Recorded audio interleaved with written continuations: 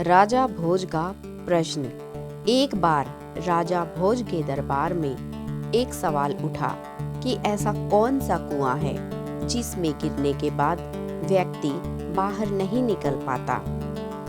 इस प्रश्न का उत्तर कोई नहीं दे पाया।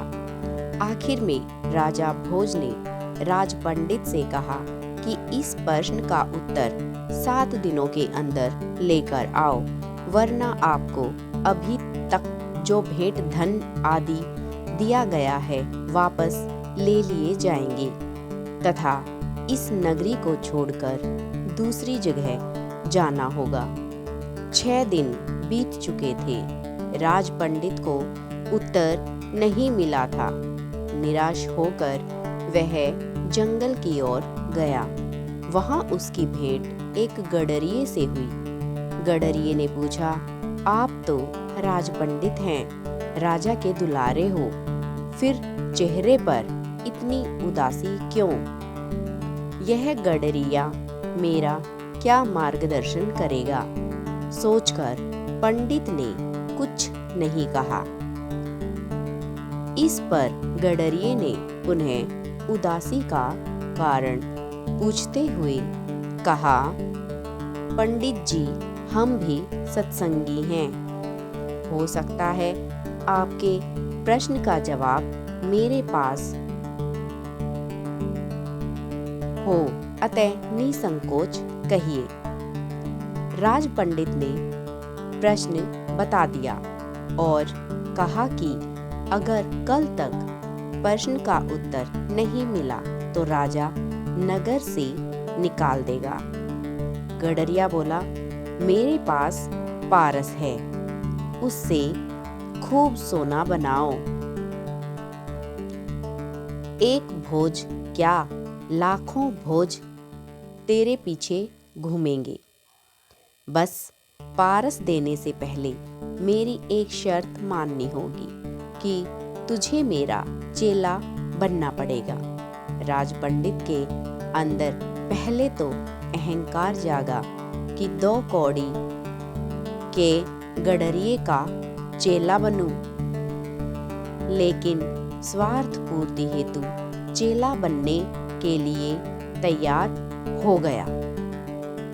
गडरिया बोला, पहले भेड़ का दूध पियो, फिर चेले बनो। राज पंडित ने कहा कि यदि ब्राह्मण भेड़ का दूध पिएगा तो उसकी बुद्धि मारी जाएगी। मैं दूध नहीं पीऊंगा। तो जाओ, मैं पारस नहीं दूंगा। गडरिया बोला। राज पंडित बोला, ठीक है, दूध पीने को तैयार हूं, आगे क्या करना है? गडरिया बोला, अब तो पहले मैं दूध को झूठा करूंगा, फिर तुम्हें पीना पड़ेगा। राज पंडित ने कहा, तू तो हद करता है, ब्राह्मण को झूठा पिलाएगा। तो जाओ। गडरिया बोला। राज पंडित बोला, मैं तैयार हूं झूठा दूध पीने को। गडरिया बोला, वह बात गई। अब तो सामने जो मरे हुए इंसान की खोपड़ी का कंकाल पड़ा है, उसमें मैं दूध दोहूंगा, उसको झूठा करूंगा, फिर तुम्हें पिलाऊंगा, तब मिलेगा पारस, नहीं तो अपना रास्ता लीजिए। राज पंडित ने खूब विचार कर कहा, तो बड़ा कठिन, लेकिन मैं तैयार हूं। गडरिया बोला, मिल गया जवाब।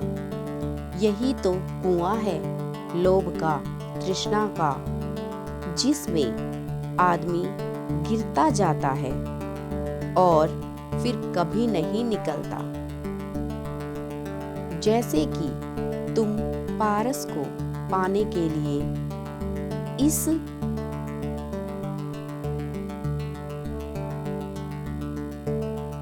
लोभ रूपी कुएं में गिरते चले गए।